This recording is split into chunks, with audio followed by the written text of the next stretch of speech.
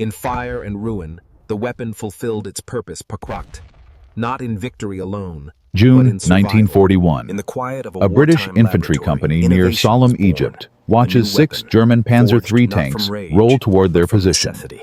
The lieutenant first orders test his droid. anti-tank rifle Crude, team forward. unstable, but 2 promising. men lugging a 55-pound hope boy's amid the rifle frozen that could fields of supposedly war. punch In through dimly armor. lit rooms, They set up decisions aim at the were lead made that tank's would shape hull the at battles 200 to come. yards and fire. The weapon The was half-inch approved for tungsten combat. round hits On dead the front center. lines, the new It leaves a weapon proved its fist-sized worth. dent Now, and ricochets into the turning sand. fear into The Panzer firepower. doesn't even slow down. 4 minutes later, that entire company Reports is from either the front dead spoke or of running. victory, and This of the wasn't an heavy cost isolated that came incident. with it. This was the standard Across enemy experience for lines, Allied eyes infantrymen watched facing closely German for armor. others, And within studying, 2 years, adapting, one preparing Swiss-born to strike civilian back. engineer Years would later, change it stood everything with an silent, idea so a simple relic that of military ingenuity and experts called it destruction, a reckless, reminder of what dangerous, war demands and from impossible. In fire His and modification ruin, would the weapon transform a fulfilled weapon its that missed purpose, 4 out of 10 shots not in into victory one that alone, never missed. but in A survival. weapon that barely scratched tank armor into one that punched through 8 inches of hardened steel.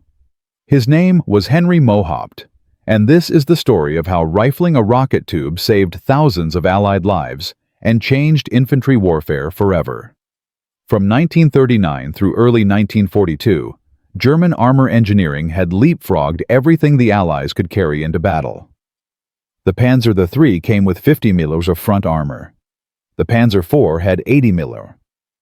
The Tiger Y tanks, which started appearing in late 1942, rolled into combat with 100 mm of hardened steel protecting their crews. Allied foot soldiers had effectively nothing that could stop them. The boy's anti-tank rifle.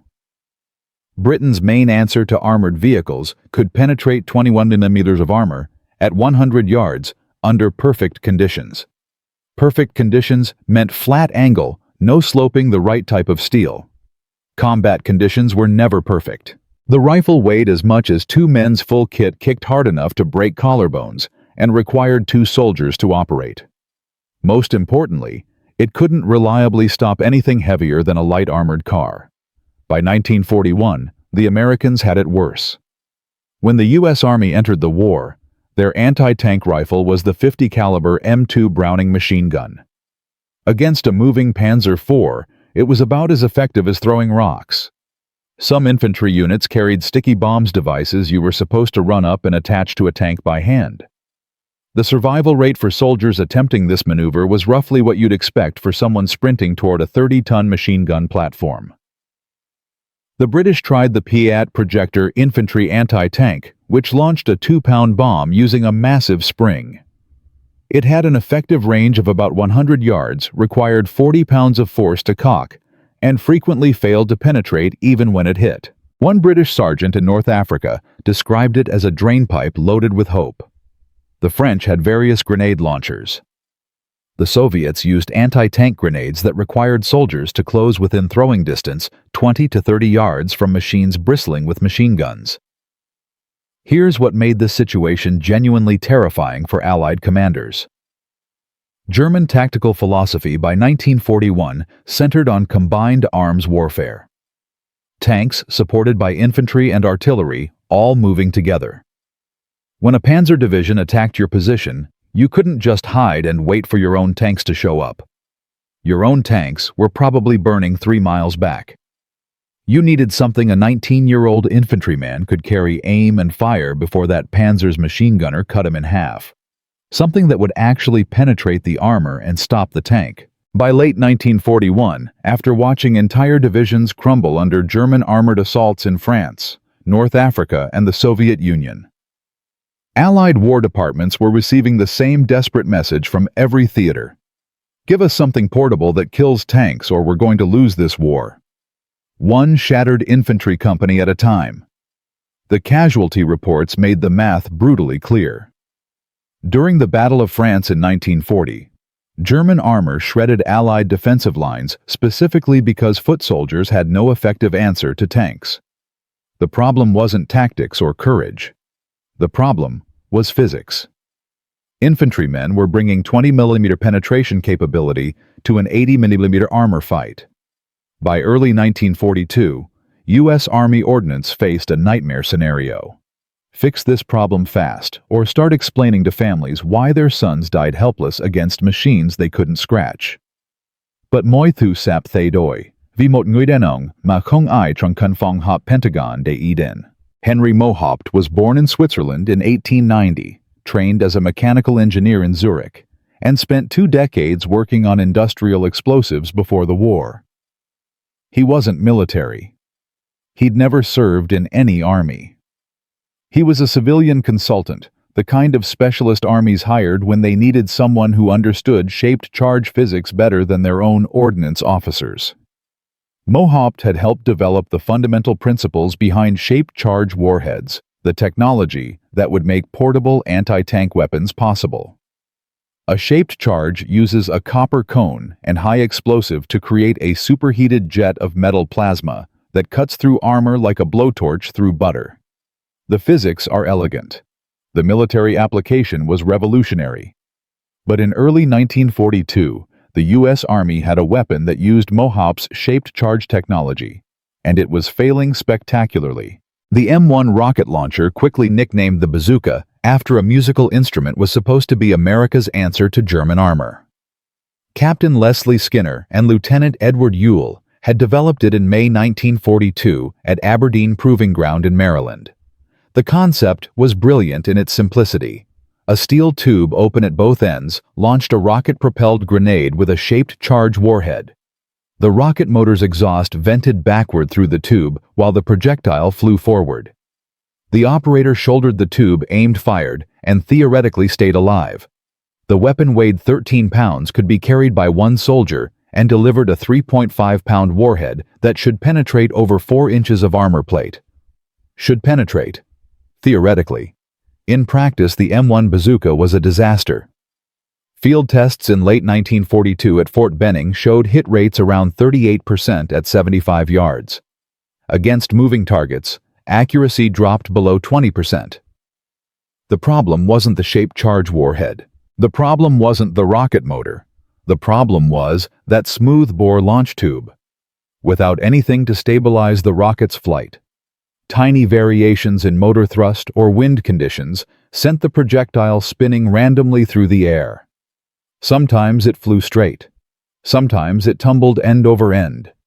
Sometimes it corkscrewed like a drunk pigeon. Even when rockets hit the target, they often struck at odd angles, which meant the shaped charge jet didn't form perpendicular to the armor surface. Penetration dropped by 30% or more. Officers watching these tests did grim mathematics. If your bazooka team only hits 1 shot in 5, and you only get 1 shot before that tank's machine gunner kills you, you're not stopping tanks. You're volunteering for suicide missions. By December 1942, Army Ordnance faced a choice. Scrap the bazooka program entirely, or fix the accuracy problem before thousands of these useless tubes shipped to soldiers who would trust their lives to them. Và rồi một đêm định mệnh tại Aberdeen Proving Ground, Henry Mohaupt đưa ra ý tưởng mà tất cả mọi người cho là Dean Row. January 1940. The proposal landed on Colonel William Crozier's desk at Aberdeen Proving Ground like a grenade without a pin.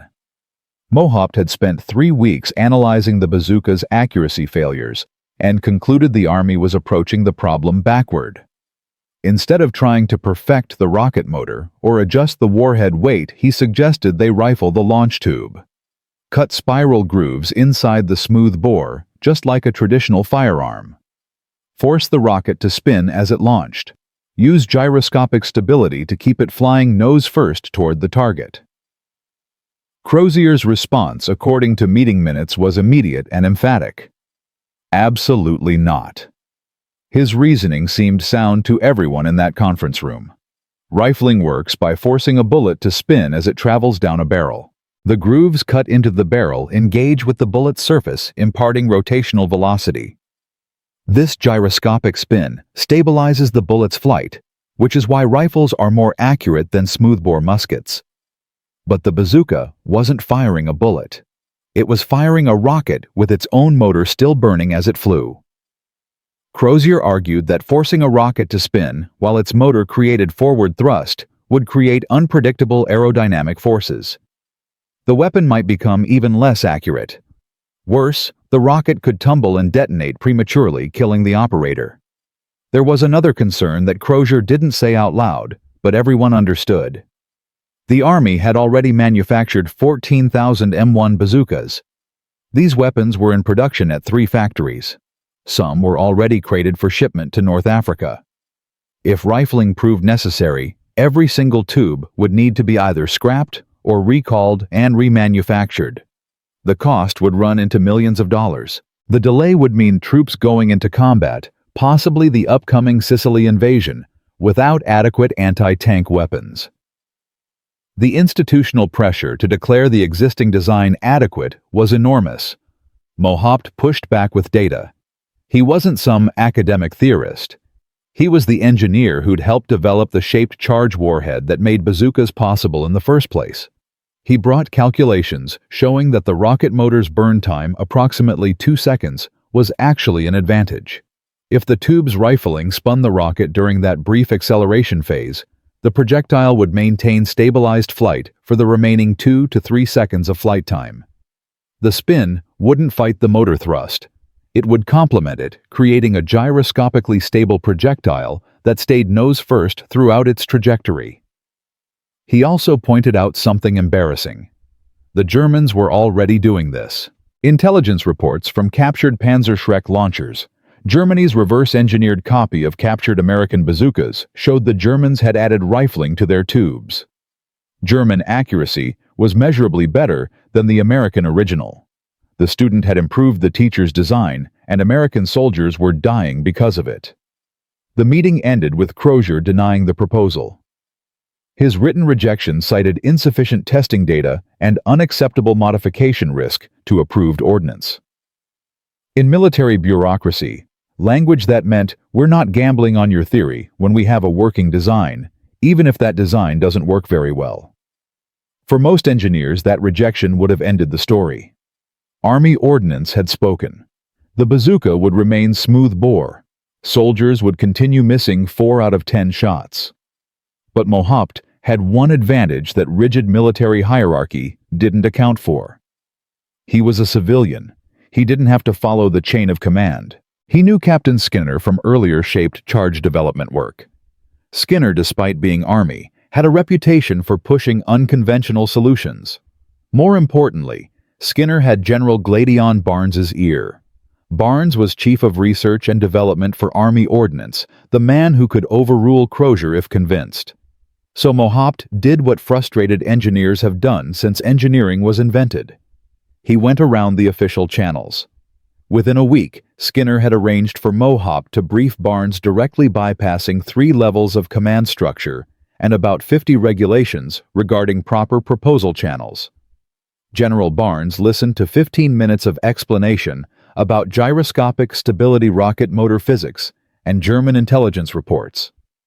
Then he made a decision that would reshape American anti-armor doctrine. Approve construction of 3 rifled prototypes for comparison testing. If Mohaupt's theory failed, the project dies. If it succeeds, full production modifications begin immediately regardless of cost. Crozier got overruled by his superior, which made the upcoming test deeply personal.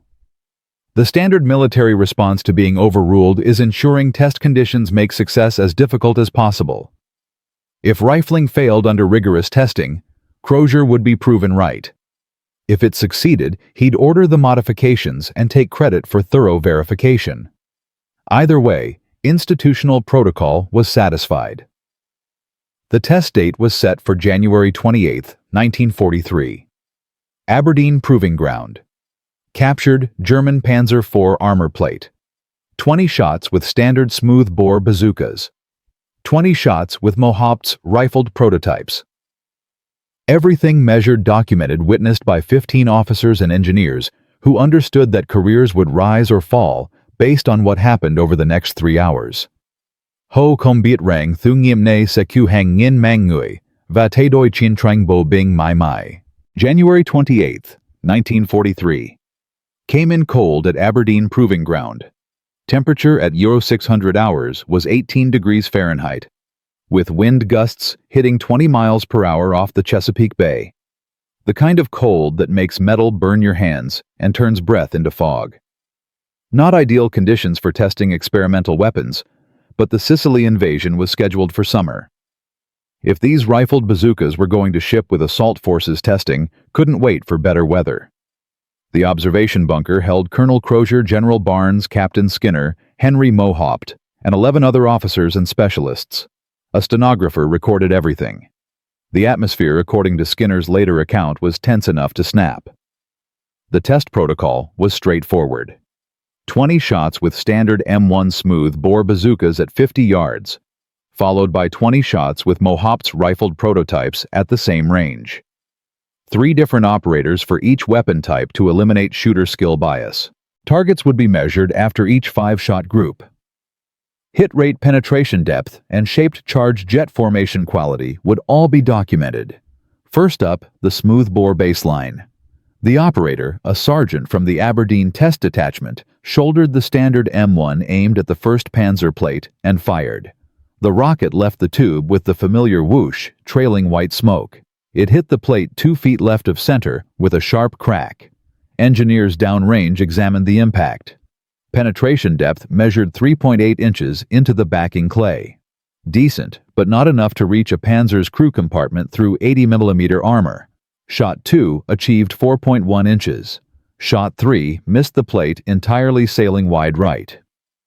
Exactly the accuracy problem that necessitated this entire test.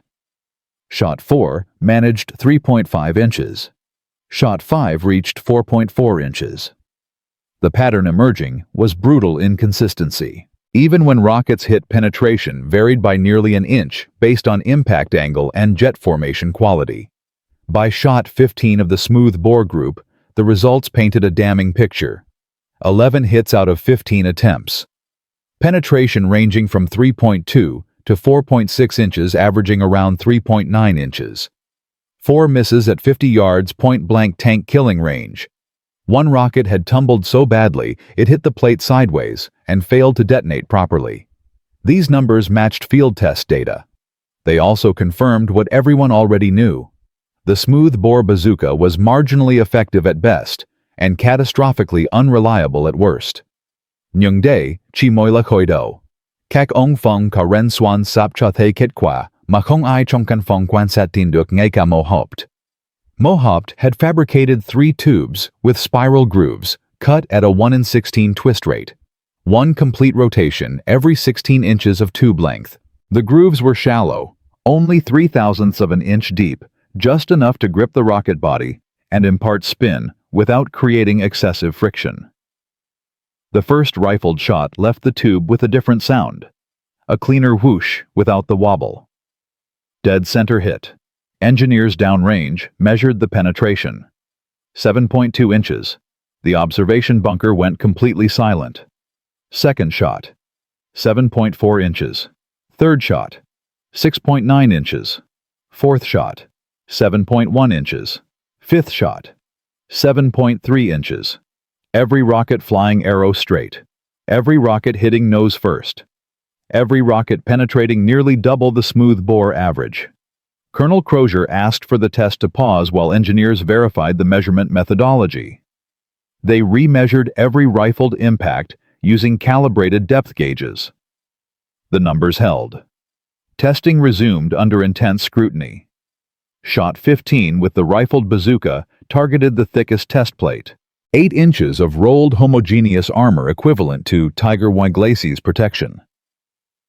The rocket struck dead center, detonated, and sent a spray of molten metal through the observation slit in the test bunker, 300 yards away. The downrange crew waited 30 seconds for the plate to cool enough to approach, then called back the measurement that changed everything. Complete penetration. The shaped charge jet had burned through all 8 inches and continued into the clay backing behind it. Penetration depth in clay measured 2.3 inches beyond the plate face. General Barnes stood up from his observation position. According to the official test report filed later that day, he said 5 words: "Run the next 5 shots." The stenographer noted that Crozier objected, stating sufficient data had been collected. Barnes overruled him. The test continued. Shots 16 through 20 produced results that made Aberdeen's ballistic specialists check their instruments twice. 7.8 inches, 8.1 inches, 7.6 inches, 7.9 inches, 8.0 inches. Not a single shot penetrated less than 7.6 inches. Not a single shot missed the target plate. The consistency shocked everyone watching. Smooth bore penetration had varied by 1.4 inches across 15 successful hits, a 36% variation. Rifled penetration varied by only 0.5 inches across 20 shots, a mere 6% variation. You could predict what a rifled bazooka would do. You could trust it. Soldiers could aim these weapons like rifles and expect them to hit where aimed every single time. The observers moved downrange after the final shot to examine the armor plates up close. Every rifled impact showed the same distinctive pattern. A circular entrance hole, roughly 2 inches in diameter, perfectly perpendicular to the plate surface with clean edges indicating the shaped charge jet had formed correctly and penetrated without deflection. The smooth bore impacts looked dramatically different. Irregular holes, several showing evidence of jet deflection or partial penetration. Multiple strikes at angles where the rocket hit sideways or nose up. Back in the observation bunker, the ballistics team compiled final numbers while everyone waited in silence. The data was devastating to the smooth bore design. Hit probability at 50 yards showed smooth bore at 73%, rifled at 100%. Average penetration revealed smooth bore at 3.9 inches, rifled at 7.7 inches. Maximum confirmed penetration demonstrated smooth bore at 4.6 inches, rifled at 8.1 inches. But here's the number that mattered most to infantry officers making life and death decisions. Probability of defeating 80mm frontal armor on a Panzer IV, accounting for both hit probability and penetration capability. Smooth bore bazooka approximately 15%. Rifled bazooka 97%. A soldier with a rifled bazooka could reliably kill the most common German tank he'd face. A soldier with a smooth bore bazooka would die trying. The difference wasn't incremental improvement. It was the difference between a weapon that worked and a weapon that got you killed. Liu quan đôi mi có đủ can đảm để thừa nhận sai lầm. Thu hồi 14 khiên vũ khí đã sản xuất và bắt đầu lại từ đầu. Hay họ sẽ tiếp tục gửi binh sĩ vào chiến trường với vũ khí tồi ở phần 2. Chúng ta sẽ thấy quyết định đau đớn nhất trong lịch sử quân khí lực quân Mỹ và cách một ống phóng có ren xoắn thay đổi cục diện chiến tranh Bắc Phi Sicily và cuối cùng là toàn bộ châu Âu. Aberdeen Proving Ground, January 26, 1943. Henry Mohaupt's rifled bazooka just punched through 8 inches of armor with 100% accuracy.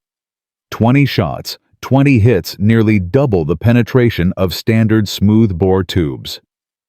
General Barnes stood watching, knowing this changed everything. But convincing the army to scrap 14,000 manufactured weapons and restart production, that would require something more dangerous than facing German tanks. It would require battling military bureaucracy, institutional pride, and men who'd rather die correct than admit they were wrong. And here's the terrifying part. While Mohaupt fought meetings and paperwork, American soldiers were still carrying useless bazookas into combat, still dying because their weapons couldn't scratch Panzer armor. The clock was ticking. Sicily invasion scheduled for July. North Africa campaign reaching its climax. Every day of delay meant more men trusting their lives to weapons that would get them killed. Và đây là lúc mọi thứ trở nên tồi tệ hơn nhiều so với bất kỳ ai tưởng tượng. General Barnes convened an emergency decision meeting in Aberdeen's headquarters building within 2 hours of the test completion. Present were Colonel Crozier, Captain Skinner, Henry Mohaupt, 3 ordnance production officers, and 2 logistics majors. The question wasn't whether to adopt rifling anymore. The test data made that decision automatic. The question was how fast they could retrofit existing production and whether to recall bazookas already deployed in combat theaters. The meeting started civil. It didn't stay that way long.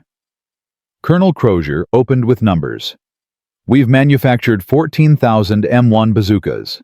8,000 are stateside awaiting shipment. 6,000 have deployed. 3,000 to North Africa with Patton's forces. 2,000 to Pacific Theater. 1,000 to training bases in England preparing for European invasion.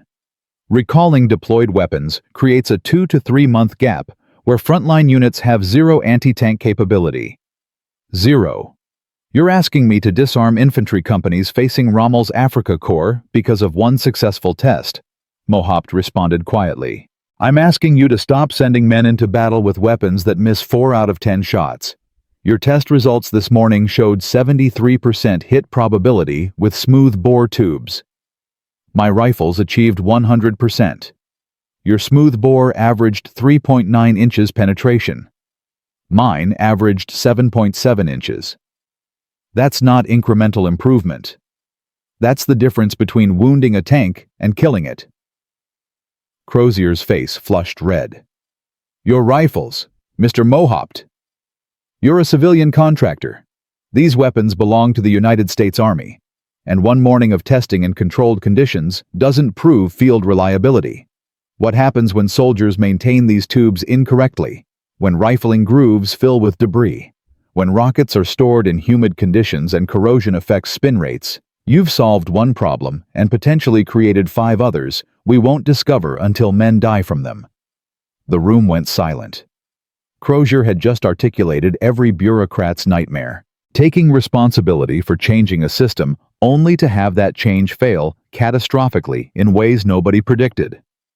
Captain Skinner started to object, but General Barnes raised one hand, stopping him. Barnes had commanded infantry in World War I. He'd watched men die attacking German machine gun positions because someone in a headquarters building had made bad equipment decisions. He wasn't going to repeat that mistake. Barnes turned to the production officers. How long to rifle existing stateside inventory? The senior production officer, a major named Whitmore, consulted his notes. Each tube requires approximately 8 minutes of machine time. Rifling machines cut spiral grooves in a single pass operation.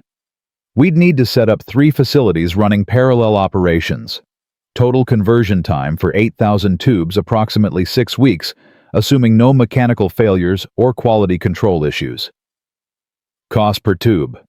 Barnes asked. $12 for machine time inspection and retesting. Total cost roughly $96,000 for stateside inventory. Doesn't include recalled weapons or production line retooling.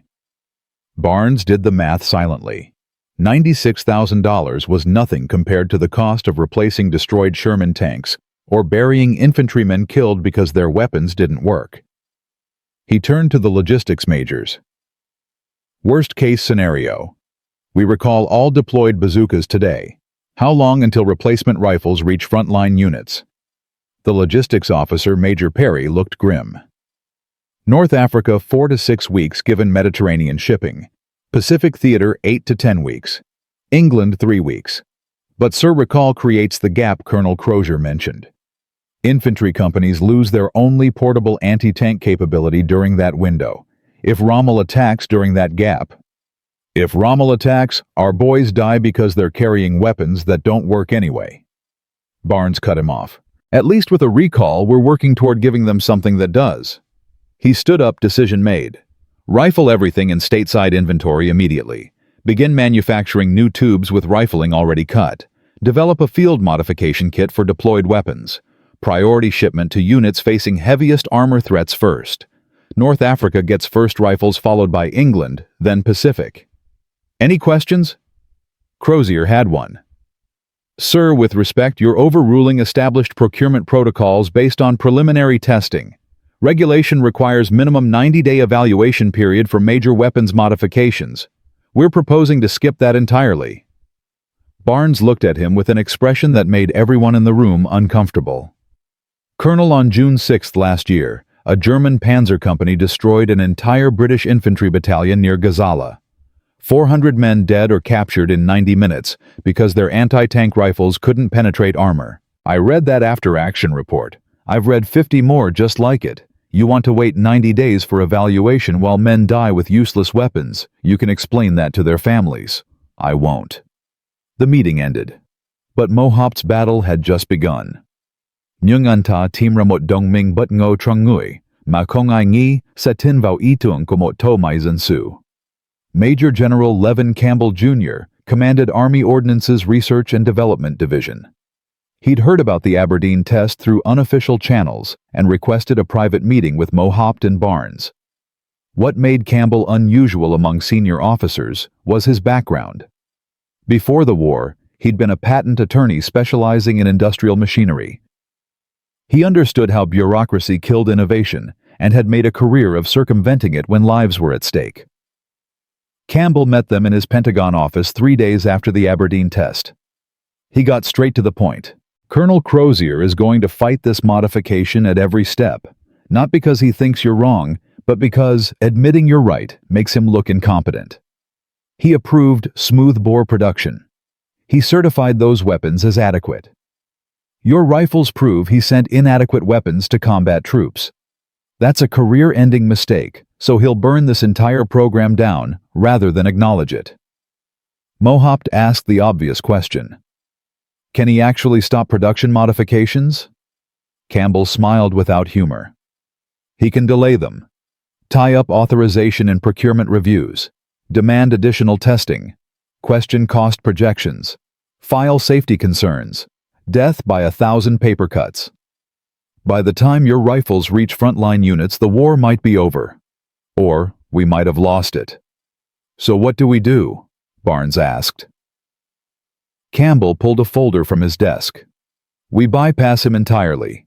I'm authorizing an emergency procurement exception under wartime exigency protocols.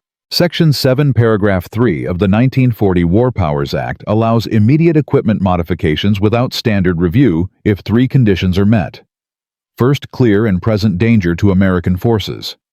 Second, demonstrated technical superiority through controlled testing. Third, approval by a flag officer with direct combat command authority. He slid papers across the desk. I've already drafted the authorization. General Eisenhower commands North African Theater. I served with him at Fort Leavenworth.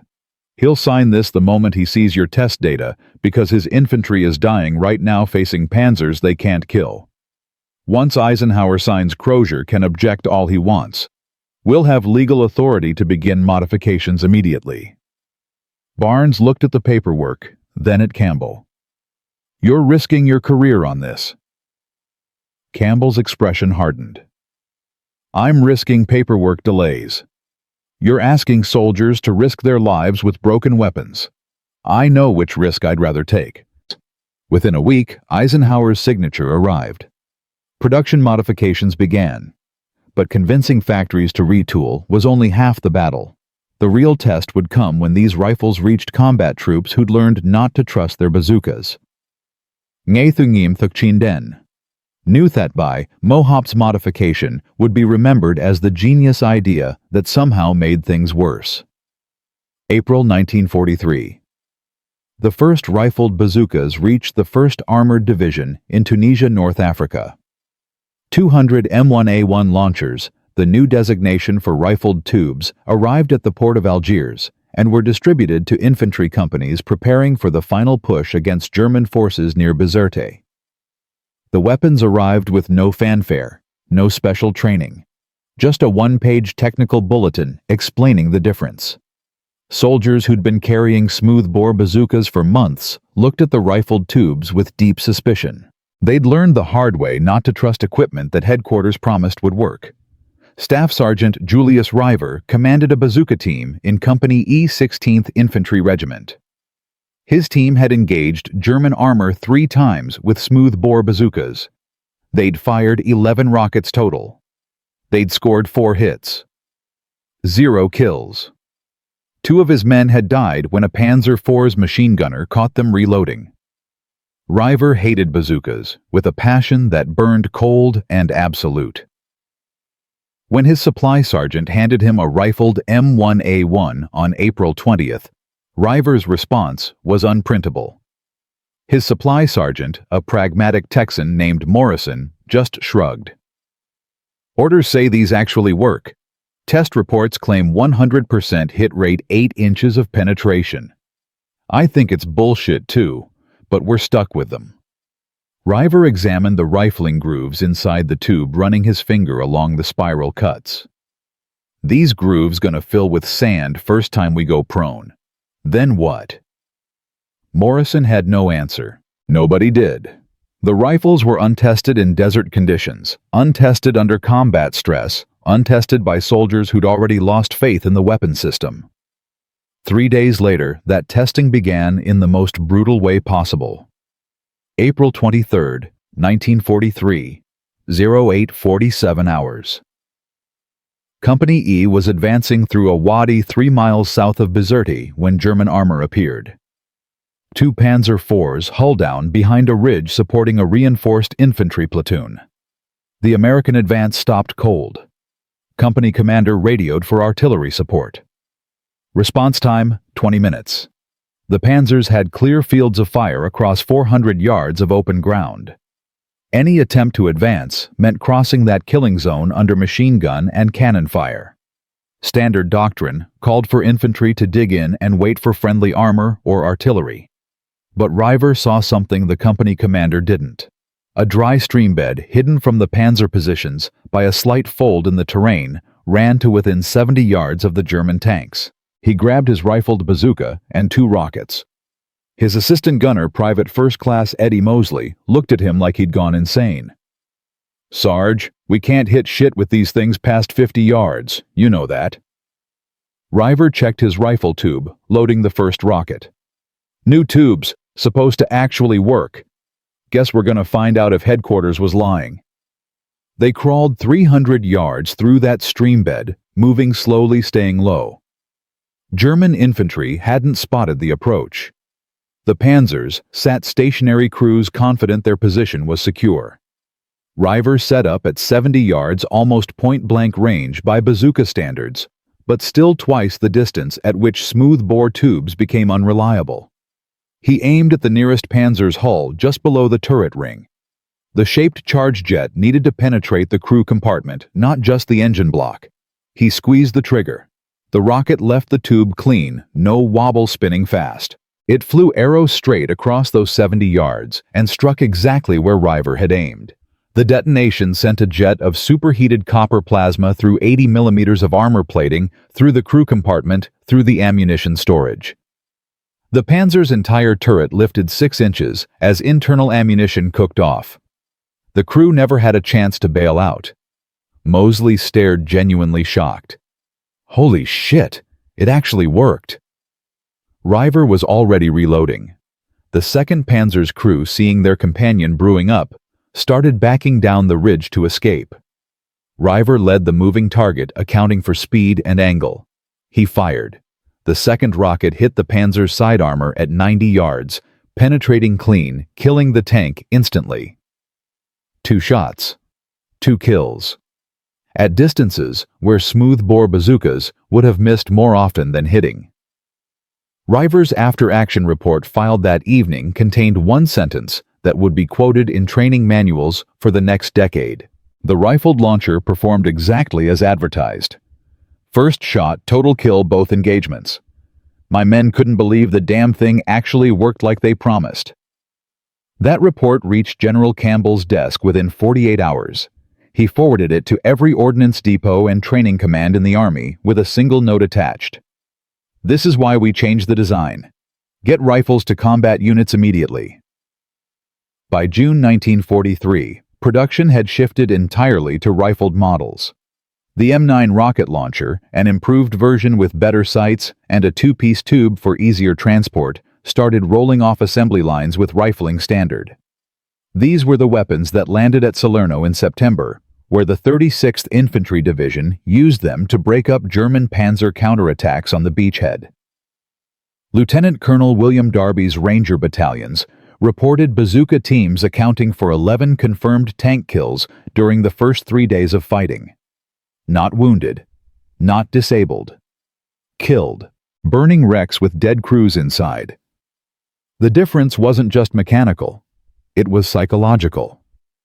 Soldiers carrying rifled bazookas didn't see themselves as victims waiting for tanks to kill them. They saw themselves as tank hunters. Infantry companies started developing ambush tactics specifically built around bazooka teams, using terrain and surprise to get close enough for guaranteed kills. German armor commanders noticed. Panzer Company after-action reports from Italy in late 1943 started mentioning a disturbing trend. American infantry was becoming dangerous. Tanks that previously rolled through defensive positions with impunity were now getting killed at close range by foot soldiers with portable rockets. Wehrmacht intelligence initially thought Americans had fielded an entirely new weapon system. They captured several M9 launchers in October 1943 and sent them to Berlin for analysis. German engineers examined the rifles, measured the penetration, tested the accuracy, and reached an embarrassing conclusion. The Americans had simply added rifling to their existing design. The same modification German Panzerschreck teams were already using. The same modification that German intelligence had recommended to American ordnance through captured documents, thinking the Americans were too bureaucratic to actually implement it. They'd been wrong. Mohaupt had forced the change through, and now German tank crews were paying the price. But success created new problems that nobody had anticipated. As word spread through infantry units that rifles actually worked, demand exploded. Units that previously requested minimal bazooka allocation suddenly wanted every man carrying one. Production couldn't keep pace. By December 1943, there was a 6-week waiting list for rifles. Some infantry divisions in Italy were still carrying smooth-bore tubes because rifles hadn't reached them yet. Those divisions suffered noticeably higher casualties when engaging armor. The weapon worked. The logistics system couldn't deliver it fast enough. Mohaupt, watching this from his consulting position at Aberdeen, saw the irony clearly. 6 months earlier, the army hadn't wanted his rifles. Now they couldn't manufacture them fast enough. Colonel Crozier, who'd fought the modification so bitterly, was now taking credit for the program's success, telling Pentagon briefings that thorough ordnance testing had identified and corrected bazooka deficiencies. Mohaupt didn't care about credit. He cared about the letters he started receiving from soldiers. Short notes, usually written in foxholes or field hospitals. "Your rifle saved my life. We killed 3 tanks yesterday, all first-shot hits. Thank you for giving us something that works." Those letters, more than any test data or official commendations, told Mohaupt he'd succeeded. But success brought attention, and attention brought danger. Because German intelligence was now asking a very specific question. Who was the engineer who'd modified American bazookas, and could he be eliminated before he developed something even more dangerous? Nhưng khi tin tức lan ra toàn chiến trường châu Âu, tình báo Đức bắt đầu phát triển kế hoạch riêng. Và cuộc chiến thực sự giữa ý tưởng và phần ý tưởng mới thực sự bắt đầu. Henry Mohaupt's rifled bazooka transformed from rejected idea to proven weapon in 8 months. January 1945. Aberdeen test showed 8 inches of penetration, 100% accuracy. April 1943. First combat kills in Tunisia. By September, Rangers at Salerno were hunting panzers like prey animals. But success brought attention from the worst possible source. German intelligence had been watching. Wehrmacht armor commanders were losing tanks to American infantry at rates that defied pre-war doctrine, and they wanted answers. Why were supposedly inferior American rocket launchers suddenly killing Tigers and Panthers at ranges where smooth-bore tubes couldn't scratch paint? Berlin's analysis reached a conclusion that terrified German high command.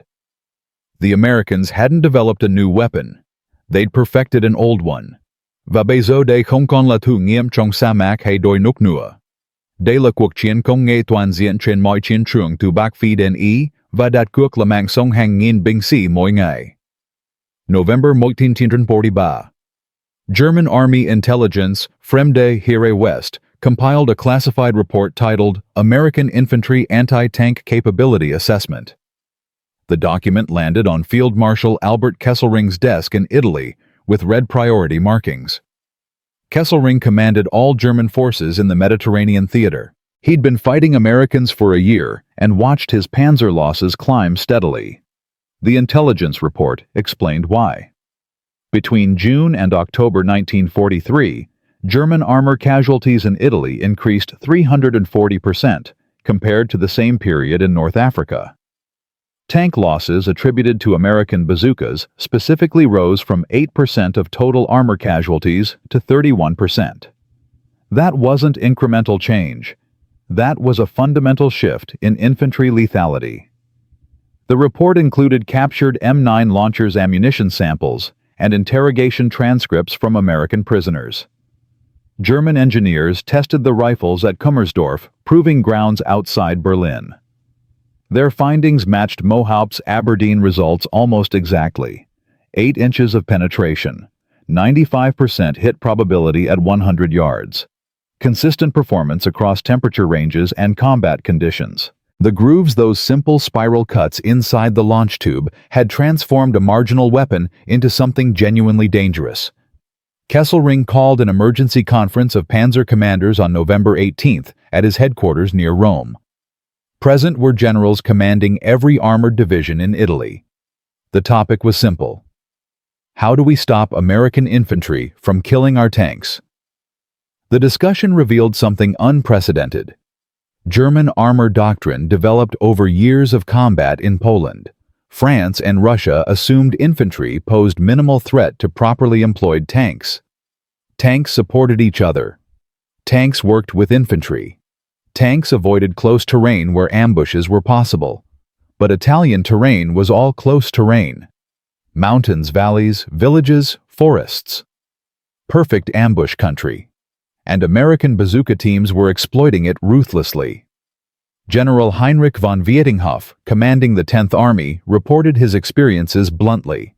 My panzer companies are refusing to operate in built-up areas without overwhelming infantry support.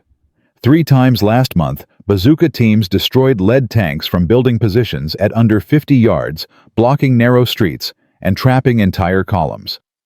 We lost 11 tanks in Casino alone because American infantry teams positioned in ruins could engage from concealment with near-certain kills. This is unacceptable. We're ceding tactical initiative to foot soldiers with portable rockets. The solutions proposed revealed how fundamentally rifles had changed the battlefield. German armor would now advance with infantry screens in close terrain, specifically to locate and suppress bazooka teams before they could fire. Tanks would no longer operate independently in urban or mountain environments. Wehrmacht engineering units would develop spaced armor and Schutzen side skirts to degrade shaped charge effectiveness. German infantry would receive priority training in hunting American bazooka positions. And German intelligence would attempt to determine who had designed the rifled tubes and whether that person could be eliminated. That last point appeared in classified addendums to the conference notes. Wehrmacht intelligence had traced the modification to Aberdeen Proving Ground and identified Henry Mohaupt as the civilian engineer responsible. An agent network in neutral Switzerland, Mohaupt's home country, began gathering information on his family, his contacts, his routine. The plan was never formalized in writing, but the intent was clear. If you can't defeat the weapon, eliminate the designer before he creates something worse. Nhưng đây không phải thử thách duy nhất mà Mohaupt và vũ khí của ông phải đối mặt trong những tháng cuối năm 1943. December 1943, Fort Benning, Georgia. The Army's infantry school reported a disturbing pattern. Rifled bazookas were experiencing premature detonations at a rate of approximately 1 in 800 firings.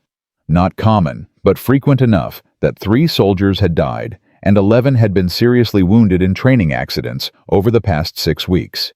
Investigation traced the failures to moisture infiltration in stored rocket motors.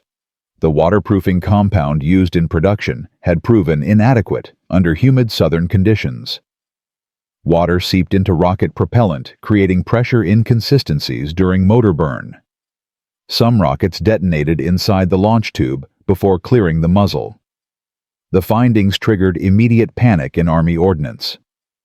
Rifled bazookas had become the centerpiece of American infantry anti-tank doctrine. Over 40,000 were now in service across all theaters. If the waterproofing failure was systemic, they were potentially looking at catastrophic field failures affecting thousands of weapons. Colonel Crozier, still nursing his bureaucratic wounds from being overruled, seized the opportunity. He filed a formal safety review, demanding all rifles be recalled for inspection and potential remanufacture, with improved waterproofing. The recall would take 4 months minimum and cost over $2 million. General Campbell Mohaupt's Pentagon ally called an emergency technical conference. Present were Mohaupt ammunition manufacturers, chemical engineers, and field representatives from combat theaters. The question was whether Crozier's recall was necessary, or whether he was using a legitimate but limited problem to damage the rifle program he'd opposed from the beginning. Mohaupt examined failed rockets personally. His conclusion was technical and specific.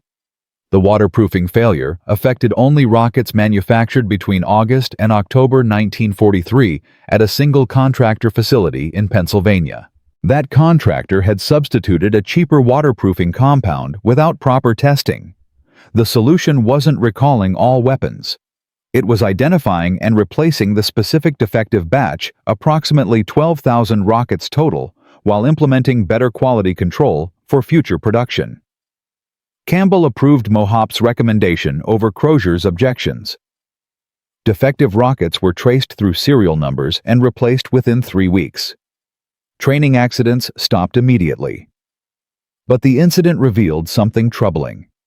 Success had made the rifled bazooka program politically valuable, which meant people were now using it as a weapon in bureaucratic battles that had nothing to do with killing German tanks. Mohaupt, watching from Aberdeen, realized his modification had become bigger than engineering. It was now institutional policy, which meant it would be defended and attacked for reasons having nothing to do with whether it worked. He didn't care about Pentagon politics. He cared about letters from soldiers. Those letters kept arriving dozens per week now. Most were short. Some were profound. One from a sergeant in Italy named Anthony DeFranco stuck with him. "Your rifle saved my squad twice. Once near Salerno, once at Volturno River. Both times we killed German tanks that would have killed us. I don't know how to thank a man for giving us a chance to live. But thank you." That letter arrived 3 days before the Battle of San Pietro, where rifles would face their most severe test yet. "Nhung Roy, Motsu Kien Taidoi Mai Tu, Va Chung Ming Rang. Y Tung Ku Mohaupt, Không Chỉ Hoạt Động Trên Giấy Tờ, Hay Trung Thu Nghiêm, Mà Còn Có Thể Quyết Định Thắng Bại Của Cả Một Trận Chiến Quan Trọng." December 11th, 1943. San Pietro, Infine, Italy. A medieval village perched on a hilltop commanding the Liri Valley approaches to Monte Cassino. German forces had fortified San Pietro into a fortress. Stone buildings provided cover. Steep terrain limited American armor mobility. The 143rd Infantry Regiment, 36th Division, received orders to take the village. Intelligence estimated 1 German battalion defending, supported by at least 6 Panzer IV tanks positioned in defilade, where American Shermans couldn't engage them effectively. The attack began at 0600 hours under heavy fog. 2 American infantry companies, roughly 400 men, advanced up the slope toward San Pietro. German resistance was immediate and devastating. Machine gun fire from prepared positions, mortar shells walking through American formations, and those 6 Panzers firing from covered positions, methodically destroying any American attempt to concentrate forces. By 0800 hours, the attack had stalled 300 yards short of the village. Casualties were mounting. American Shermans couldn't advance up the steep approach without exposing their thin belly armor to German anti-tank guns. Lieutenant Colonel William Martin, commanding the assault, made a decision that would be studied in infantry schools for decades. He pulled his rifle companies back into defilade and called forward every bazooka team in his battalion. 18 teams, 36 men carrying M9 rifles. His plan was simple and desperate. Bazooka teams would infiltrate through dead ground and building ruins to within 50 yards of German tank positions. Teams would engage simultaneously on his signal. Goal was to destroy or suppress all 6 Panzers in under 2 minutes before German infantry could locate and kill the American teams. Staff Sergeant DeFranco, the same soldier who'd written to Mohaupt, led one of those teams. His assigned target was a Panzer IV positioned behind a collapsed stone wall 200 yards upslope. The approach was murder. Open ground swept by German machine guns. DeFranco and his assistant gunner, Private Raymond Kozlowski, crawled 150 yards through a drainage ditch filled with freezing mud. Took them 40 minutes. German infantry positions were close enough to hear conversations. The Panzer crew was smoking, confident their position was secure. DeFranco set up at 60 yards, partially concealed behind rubble. He loaded his M9, checked the sight picture, and waited for Martin's signal. 3 red flares at 0920 hours. 18 bazooka teams fired within 5 seconds of each other. DeFranco's rocket hit the Panzer's side armor just below the turret ring. Penetration was clean. The shaped charge jet burned through into the crew compartment. Secondary explosion followed as ammunition cooked off. The tank burned. Crew never evacuated. Across San Pietro's approaches, similar scenes played out. 6 German tanks engaged simultaneously. 4 killed outright within 30 seconds. 1 disabled with track damage. 1 retreated down the reverse slope, crew abandoning it after multiple hits shattered vision blocks and external equipment. The entire engagement lasted 90 seconds, from first shot to last. German infantry, watching their armor support vanish in minutes, lost cohesion. Some positions continued fighting, others withdrew. By 1100 hours, American infantry was clearing San Pietro building by building. DeFranco's after-action report, filed that evening while sitting in a captured German command post, contained assessment that would be quoted in training manuals. Rifles performed flawlessly under worst possible conditions. Mud-cold stress, moving targets, partial concealment. Every team in our company scored hits. German armor burned or ran. This changes everything about how infantry fights tanks. We're not victims anymore. We're hunters. That report reached General Mark Clark, commanding 5th Army in Italy, within 48 hours. Clark forwarded it to Eisenhower with a note: "This weapon is winning battles. Expand production immediately." The Battle of San Pietro demonstrated something that test ranges couldn't prove. Rifled bazookas worked under catastrophic combat conditions against prepared enemies in defensible terrain. More importantly, they changed infantry psychology. Soldiers carrying rifles didn't wait passively for friendly armor to arrive. They took initiative, maneuvered, aggressively hunted enemy tanks like dangerous but killable prey. That shift in mindset was worth more than any technical specification. Tintuk ve chin thang ne, lun yun kep lu quan mi, va taidoi kek moingui ngi ve chin trang chung tung kubo bin. January 1944. Every major American newspaper ran stories about San Pietro. Correspondents embedded with the 143rd Infantry described bazooka teams destroying German armor at close range. Life magazine published a photo essay titled "The Rocket That Kills Tanks." Newsreel footage showed soldiers demonstrating M9 launchers in training. The weapon became famous. More importantly, it became doctrine. Army Infantry School at Fort Benning revised its anti-tank training to emphasize aggressive bazooka employment. Every rifle company would now have minimum 6 bazooka teams. Teams would train in stalking, concealment, and coordinated ambush tactics. The goal was creating tank hunters, not defensive positions. Statistical analysis from Mediterranean theater showed the impact clearly. In the 6 months before rifled bazookas deployed, American infantry accounted for 8% of German armor losses. In the 6 months after, that number climbed to 34%. Tank destroyer battalions and American armor still killed more German tanks overall, but infantry was now contributing significantly to attrition warfare. German panzer divisions operating in Italy reported losing on average 2.3 tanks per week to American bazooka attacks. That attrition forced German armor to operate more cautiously, which reduced their tactical effectiveness, which gave American forces more freedom of movement. German responses revealed how seriously Wehrmacht took the threat. By February 1944, all German tanks in Italy received Schürzen side armor skirts. These thin steel plates, mounted several inches away from the hull, were designed to detonate shaped charges prematurely before jets could fully form. The modification reduced bazooka penetration by approximately 30%. But American soldiers adapted. They started aiming for rear armor turret rings and engine decks rather than side hulls. They waited for closer shots where Schürzen were less effective. The technology race continued.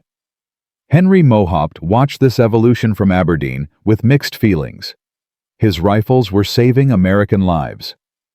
The letters kept arriving, hundreds now, from soldiers who'd used M9s to kill tanks that would have killed them. But rifles were also revealing their limitations. 8 inches of penetration was adequate against Panzer IVs and early Panthers. Against Tiger IIs and jogged Panthers with 150mm frontal armor rifles struggled. Mohaupt began working on a larger 3.5-inch design that would become the M20 Super Bazooka, capable of 11 inches of penetration. The engineering arms race never stopped.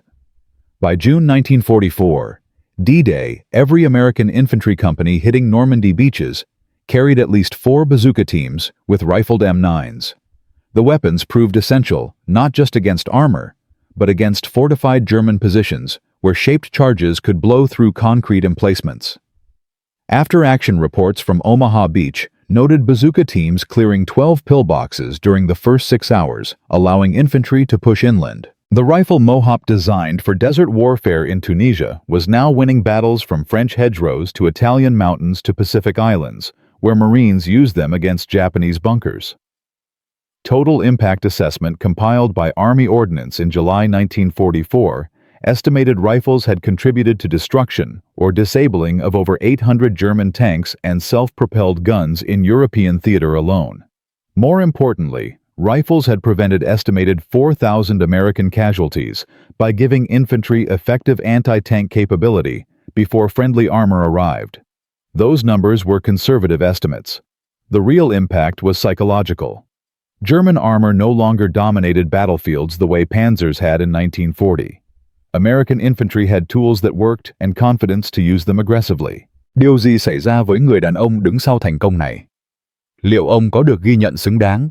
Hay như nhiều người vô danh khác, ông biến mất sau những gì mình tạo ra? Câu chuyện này còn một chương cuối đầy bất ngờ mà ít người biết đến về số phận của Mohaupt và di sản thực sự của phát minh ông để lại. Henry Mohaupt's rifled bazooka traveled an impossible journey. January 1943. A Swiss engineer stood in a Maryland proving ground, watching colonels dismiss his idea as reckless. April 1943. His rifles killed their first Panzers in Tunisia. December 1943. 18 bazooka teams destroyed 6 German tanks in 90 seconds at San Pietro, changing how infantry fought armor forever. By June 1944, every American soldier hitting Normandy beaches carried weapons built on Mohaupt's principle. Over 800 German tanks destroyed. An estimated 4,000 American lives saved. All because one civilian engineer refused to accept that smooth-bore tubes were good enough. Nhưng điều gì xảy ra với người đàn ông đứng sau thành công này khi khói súng tan và chiến tranh kết thúc? Câu chuyện có một twist cuối cùng mà không ai ngờ tới về vinh quang sự lãng quên và cái giá thực sự của việc thay đổi lịch sử. Bởi vì thành công đôi khi đi kèm những mất mát mà không tỏ báo nào đưa tin và không huân chương nào bù đắp được. May 8th, 1945, Victory in Europe Day. Celebrations erupted across America. Soldiers would be coming home. The war that had consumed 6 years and millions of lives was finally ending, at least in Europe. Henry Mohaupt was 55 years old, still working as a civilian consultant at Aberdeen Proving Ground. He'd spent 3 years refining shaped charge technology, developing the M20 Super Bazooka, capable of 11 inches penetration, and consulting on various rocket propulsion projects. His rifles had become so successful that most soldiers didn't even know they were different from the original smoothbore design. The modification had been absorbed into standard production. Rifling was now just how bazookas were made. Mohaupt received no medals, The Army didn't award decorations to civilian contractors regardless of their contributions. He received no public recognition. Newspapers credited Army Ordnance Department innovation for the bazooka's effectiveness. Captain Skinner got a Legion of Merit for his role in rocket launcher development. General Barnes received commendations for modernizing infantry anti-tank capabilities. Colonel Crozier, who'd fought the modification, bitterly retired as a brigadier general with full honors.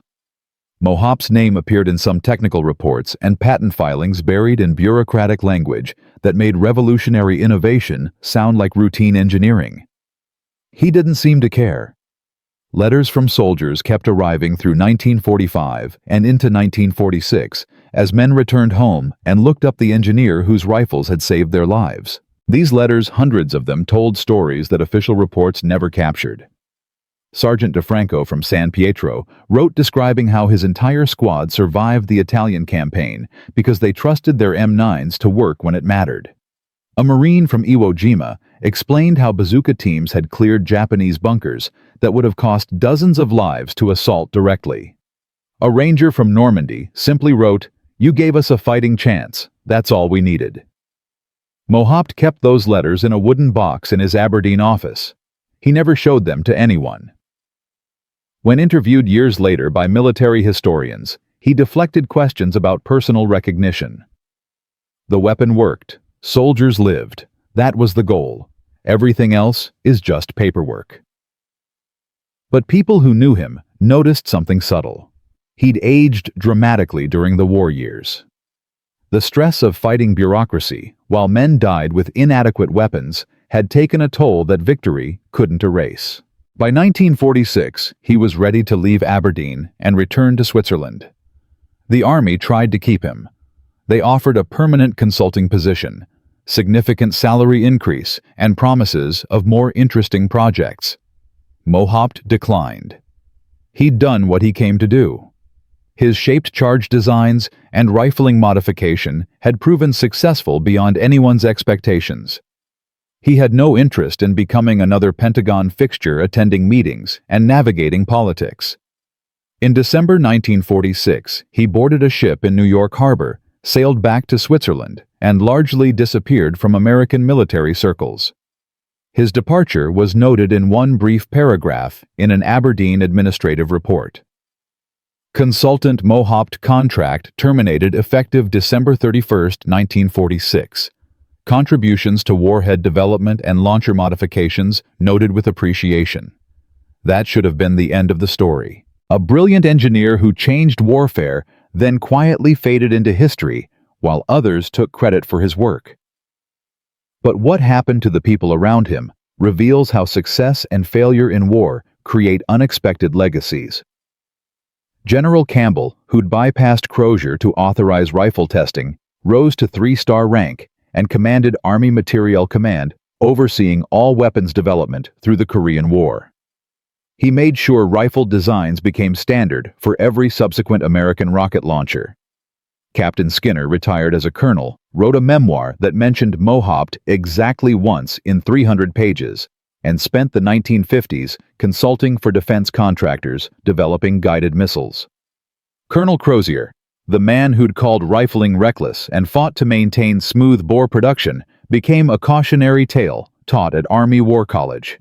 His case study appeared in courses about institutional resistance to innovation, how personal pride and bureaucratic momentum can prevent life-saving improvements from reaching soldiers who need them.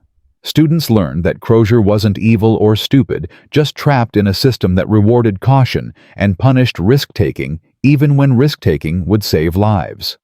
His career ended successfully by military standards, but his legacy was complicated by the knowledge that he'd tried to stop something that changed warfare. Nhưng đi sang thực sự của Mohaupt không nằm ở huân chương hay chức vụ, mà ở những vũ khí được tạo ra trong 50 năm tiếp theo, dựa trên nguyên lý đơn giản mà ông đã phải chiến đấu để chứng minh. Korea, June 1950. North Korean T-34 tanks crossed the 38th parallel, smashing through South Korean defensive lines. American infantry units rushed to Korea, carried M20 Super Bazookas, the 3.5-inch rifles Mohaupt had helped develop in late 1944. These weapons, with 11 inches of penetration capability, stopped T-34 advances cold. The Battle of the Pusan Perimeter in August 1950 saw American bazooka teams account for 41 confirmed T-34 kills in 2 weeks. Rifled tubes that spun rockets for accuracy and stability had become so standard that nobody questioned the design anymore. It just worked. Vietnam, 1965 to 1973. American soldiers carried M72 Law rockets, disposable single-shot weapons with pre-rifled launch tubes built into the design. Every Law fired in Vietnam used spin stabilization principles Mohaupt had fought for at Aberdeen 22 years earlier. The weapon proved effective against bunkers buildings and light armor. Over 200,000 Laws were expended during the war. The rifling concept had evolved from controversial modification to unquestioned doctrine. Military engineers designing new rockets didn't even consider smooth bore tubes anymore. Rifling was automatic standard mandatory. Desert Storm, 1991. Coalition forces carried AT-4 anti-tank weapons featuring advanced rifling patterns optimized through computer modeling. The math was sophisticated, but the principle remained identical to what Mohaupt had proposed in that January 1943 meeting. Spin the rocket. Stabilize the flight. Hit what you aim at. Iraqi armor discovered like German Panzers 50 years earlier, that well-equipped infantry with accurate portable rockets were extremely dangerous. American soldiers in 1991 probably never heard of Henry Mohaupt, but they benefited from his work every time they shouldered an AT-4 and trusted it to fly straight. The technology spread globally. Soviet RPG-7s, introduced in 1961, used rifled designs similar to Mohaupt's original modification. Chinese Type 69 rockets incorporated spin stabilization. Israeli, British, French, German armies all adopted rifled rocket launchers as standard infantry equipment. By the 1980s, over 60 countries were manufacturing or using rocket weapons, based directly or indirectly on principles Mohaupt had to force through skeptical army bureaucracy. The total number of rifled rocket launchers produced worldwide between 1943 and 2000 exceeded 50 million units. That's conservative estimate, not counting copies and unlicensed variants. Statistical analysis compiled by U.S. Army historians in 1995 attempted to calculate Mohaupt's total impact. Direct combat effectiveness of American rifled bazookas in World War II accounted for destruction of approximately 200 to 400 German and Japanese armored vehicles and fortified positions. Indirect effects preventing American casualties by providing reliable anti-tank capability were estimated at saving between 8,000 and 12,000 American lives during the war. Post-war applications in Korea, Vietnam, and subsequent conflicts where rifled rockets prevented enemy armor breakthroughs or reduced friendly casualties while clearing fortifications were impossible to calculate precisely. But conservative estimates suggested rifled rocket technology had influenced outcomes involving hundreds of thousands of soldiers across multiple wars over 50 years. The principle extended beyond military applications. Rifled rocket tubes influenced civilian aerospace engineering, particularly in stabilization systems for small satellite launch vehicles and emergency escape rockets. The physics of using spin to stabilize projectiles with active propulsion informed designs for everything from experimental aircraft to industrial demolition charges. Mohaupt's shaped charge work, combined with his rifling innovation, became foundational to an entire category of directional energy weapons that found uses in mining construction and emergency rescue operations. Every time a demolition team used a shaped charge to precisely cut through steel or concrete, they were applying principles Mohaupt had refined under pressure to stop German tanks. Nhưng bài học lớn nhất mà câu chuyện này để lại không phải về kỹ thuật hay số liệu thống kê, mà về bản chất của sự đổi mới, và tại sao những ý tưởng tốt nhất thường phải chiến đấu khốc liệt nhất để được thực hiện. Henry Mohaupt's story reveals something profound about how innovation actually happens versus how we imagine it happens. We like to think good ideas are immediately recognized and adopted, that smart people see solutions and implement them efficiently. Reality is messier and more frustrating. Mohaupt had a simple logical modification that testing proved worked dramatically better than existing designs, and he still spent months fighting institutional resistance, navigating bureaucracy, and risking his professional reputation to force implementation. Why? Because organizations, especially large hierarchical ones like militaries, are built to resist change. Change means admitting previous decisions were wrong. Change means disrupting established production. Change means someone takes responsibility if the new approach fails catastrophically. Colonel Crozier wasn't defending smoothbore bazookas because he was stupid. He was defending them because he'd approved their production, and Mohaupt's rifles made that approval look like a costly mistake. Institutional self-protection often matters more than objective effectiveness. This pattern repeats throughout military history. British generals in World War I resisted machine guns and insisted cavalry remained relevant. American Navy admirals before World War II fought against aircraft carriers, insisting battleships would dominate naval warfare. German High Command in 1944 continued building Tiger tanks that were too heavy and complex instead of focusing on more practical designs. In each case, innovation was available, but institutional momentum and personal careers created resistance. The people who overcome this resistance share certain characteristics. They're technically competent enough to be credible. They're stubborn enough to keep pushing despite rejection. They find allies with authority who can bypass normal channels, and they're often outsiders to the system, which means they lack career concerns that make insiders cautious. Mohaupt was a civilian contractor, not a career army officer. He could propose controversial changes without worrying about promotion boards or fitness reports. That freedom to challenge accepted doctrine was exactly what made him effective and exactly what made him threatening to people like Crozier. Other crazy ideas that changed warfare followed similar patterns. British engineer Barnes Wallis proposed bouncing bombs to destroy German dams in 1942. Military experts called it impossible and ridiculous. Wallis built prototypes, proved the concept worked, and Operation Chastise successfully breached the Mona and Eder dams in May 1943.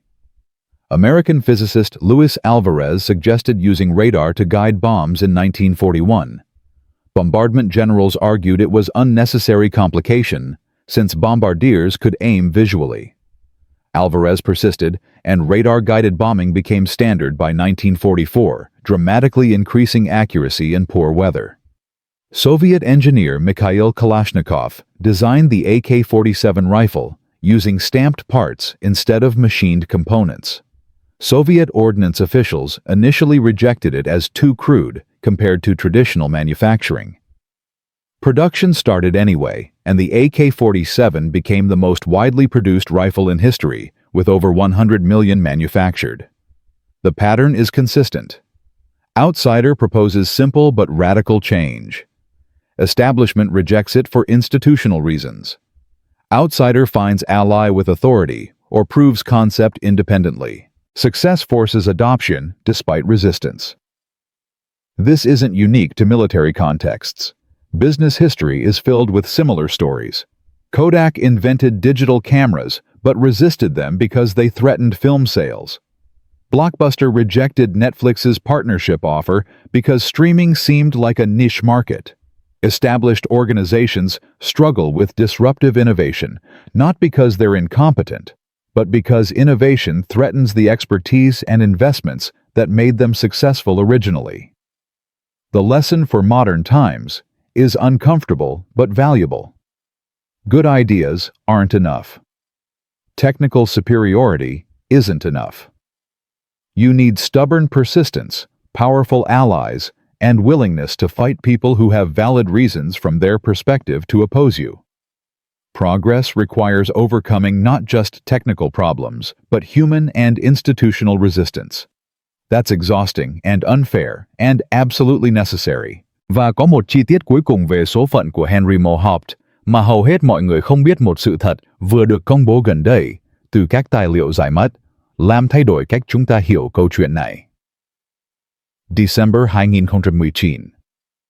A Swiss military historian named Andreas Weber was researching World War II weapons development when he discovered something strange in newly declassified Wehrmacht intelligence files. German military intelligence had identified Henry Mohaupt as the engineer responsible for American bazooka modifications by late 1943. They'd compiled a surprisingly detailed dossier on him. Background in Switzerland. Work at Aberdeen. Family connections. Daily routines. The files revealed something darker. German intelligence had authorized an operation coded Steinbrecher to eliminate Mohaupt before he could develop more effective weapons. The operation was planned for early 1944, targeting Mohaupt either in Switzerland during a potential visit or through an agent infiltrated into Aberdeen's civilian contractor community. Steinbrecher never executed. Not because German intelligence changed priorities, but because Allied counterintelligence detected preliminary surveillance in January 1944 and shut it down. FBI arrested 3 German agents operating in the United States, one of whom had reconnaissance photographs of Aberdeen Proving Ground and a list of civilian contractors including Mohaupt's name. The arrests were kept secret at the time to avoid compromising counterintelligence sources. Mohaupt was never officially informed he'd been targeted for assassination. He lived and worked at Aberdeen through 1946, completely unaware that enemy intelligence considered him dangerous enough to kill. Weber's research revealed another detail that added irony to the story. German engineers, after capturing and analyzing American M9 bazookas in Italy, had already developed their own rifle designs. The Panzerschreck and later Panzerfaust variants incorporated spin stabilization similar to Mohaupt's modification. German infantry used these weapons effectively against Soviet armor on the Eastern Front throughout 1944 and 1945. The technology Mohaupt fought so hard to implement in American service ended up being adopted by Germans, Russians, and eventually every major military force. The innovation that Colonel Crozier called reckless and unnecessary became universal standard doctrine that nobody questioned. The twist wasn't that Mohaupt's rifles changed American tactics, it was that they changed everyone's tactics, including the enemies they were designed to fight. There's a final detail that perfectly captures the absurdity and profundity of this story. The first rifled bazooka prototype Mohaupt built for the January 1943 Aberdeen test was preserved. It sat in storage at Aberdeen Proving Ground for decades, mostly forgotten, until museum curators cataloging historical weapons discovered it in 1987. The tube showed clear machining marks where Mohaupt had cut the spiral grooves by hand, testing his theory before official approval. That prototype, the physical object that proved a controversial idea worked and changed infantry warfare, is now displayed at the National Museum of American History in Washington, D.C. The placard identifies it as M1 Rocket Launcher Prototype, 1943, with a brief description of rifling modifications improving accuracy. Henry Mohaupt's name appears in small text at the bottom. Most visitors walk past without stopping.